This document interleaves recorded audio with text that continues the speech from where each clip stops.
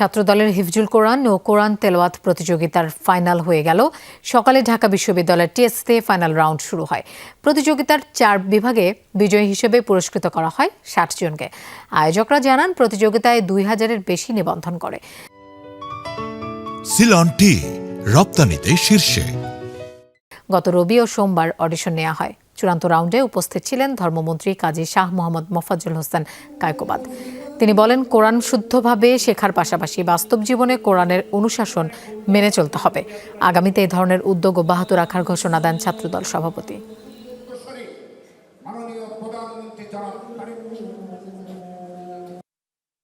পুরস্কারের যে অর্থ লেগেছে এবং সামান্য কিছু অর্থ লেগেছে, এই সবটুকু অর্থ মাননীয় প্রধানমন্ত্রী ছাত্রদলের সাংগঠনিক অভিভাবক হিসাবে আমাদেরকে দিয়েছেন।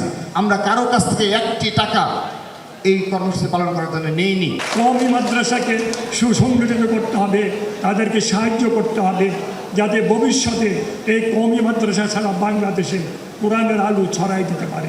কোরআনুল কারীমকে আমাদেরকে অনুসরণ করতে হবে, মানতে হবে, আমাদের জীবনের উপরে এটাকে প্রচলনের ব্যবস্থা করতে হবে।